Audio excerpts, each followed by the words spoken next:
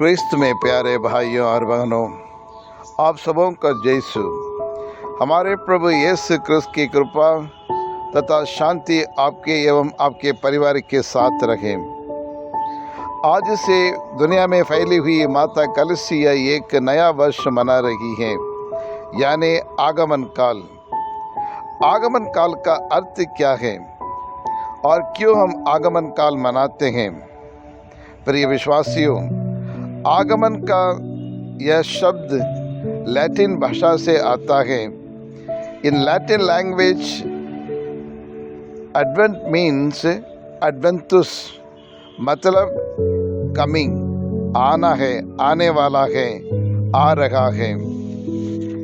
और कलीसिया के इतिहास में 4वीं सदी से और कलीसिया के इतिहास में 4वीं सदी के अंत से और यह आगमन काल मनाया जा रहा है।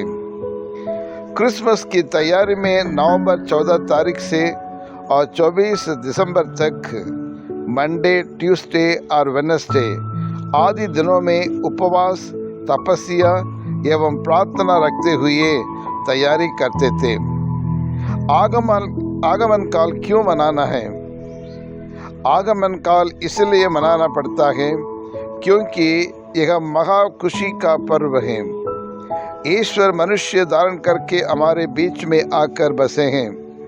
यह खुशी मनाने का एक पर्व है, अमन शांति बांटने का त्योहार है। दूसरा कारण यह है कि हमारे बीच जन्मे, जिए, दुख उठाए, क्रूस पर मरे और जी उठे, और आज वही प्रभु यीशु क्रिस्त रोटी एवं दाखरस के रूप में हर दिन हमारे हृदय में आ रहे हैं और उसे तैयारी के साथ स्वागत करना पड़ता है। तीसरा कारण, प्रभु यीशु का दूसरा आगमन जल्द होने वाला है, शीघ्र ही आने वाला। उसका दूसरा आगमन का समय दुनिया के अंत होगी तथा यीशु क्रिस्त न्याय का राजा बनकर न्याय करने इस संसार में आएंगे। प्रिय विश्वासियों, आज हम आगमन काल का पहला इतवार मना रहे हैं। यह आगमन काल हमें एक शिक्षा देती है कि हम जागते रहे, सावधान रहे, सतर्क रहे और इंतजार करते रहे।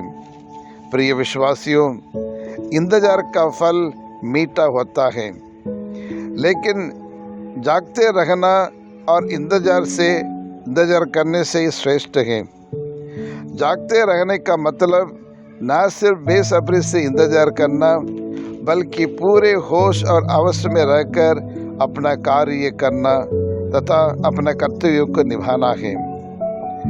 बाइबल इसके बारे में क्या कहती है?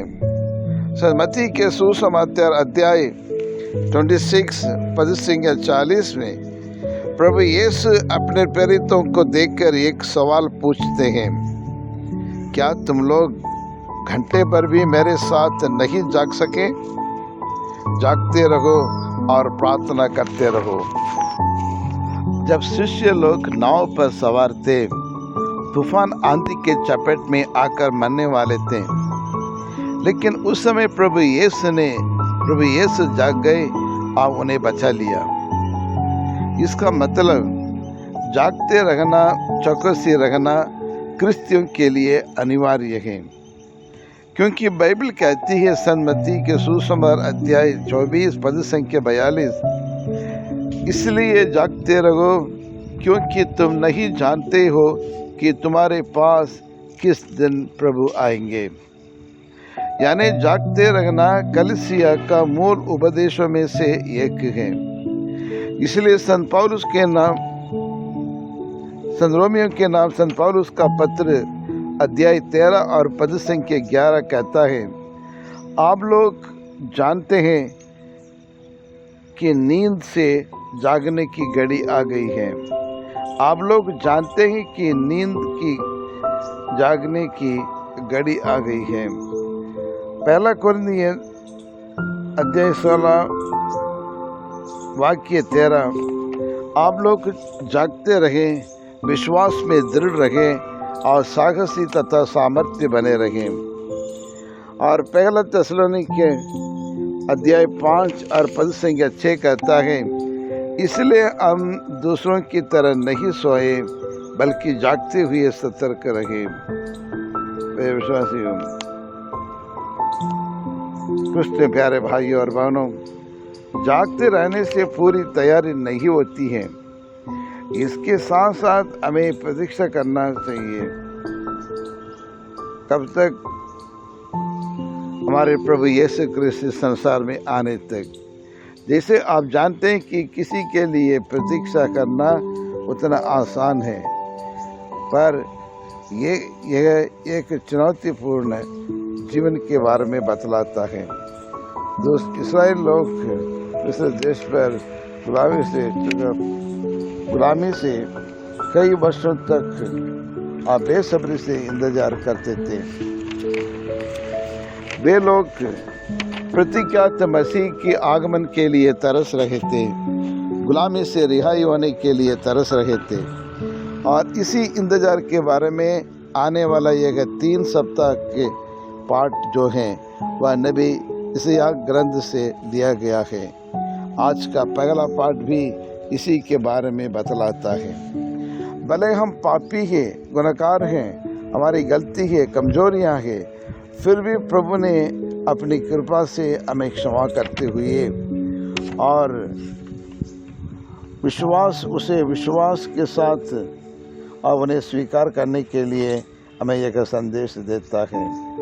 इजरायली लोग से एक ही आवाज़ आई थी, मारानाता, यानी ईश्वर शीघ्र आजा।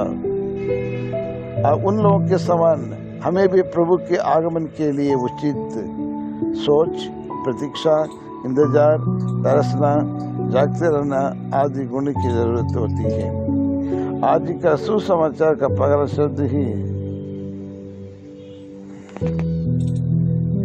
आज के सुसमाचार का पहला शब्द ही सावधान रहो।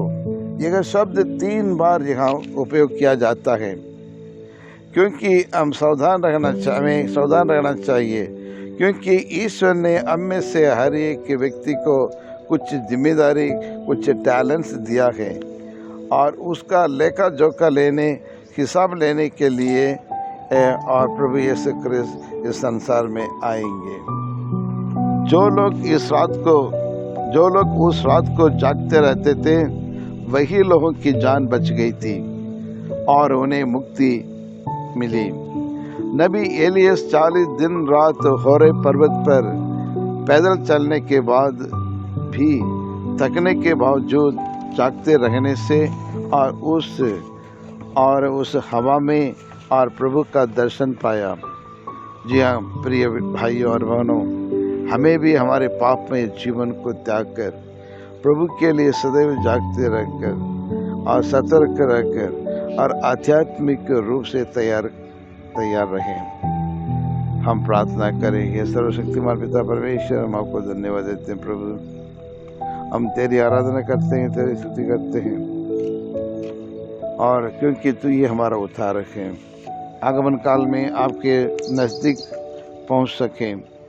प्रभु हम सब पर दया कर, हमारी रक्षा कर, और हमें से हर एक व्यक्ति को हर प्रकार की बीमारी से बचा रखें। सारे विश्व में और सारे इंडिया में, भारत में, जहाँ भी ये कोरोना वायरस से लोग पीड़ित थे, उन पर भी आप अपने चंगाई के हाथ रखकर उन्हें चंगाई प्रदान करें। यही प्रार्थना हम करते हैं हमारे प्रभु यीशु क्रिस्त के द्वारा। आमीन।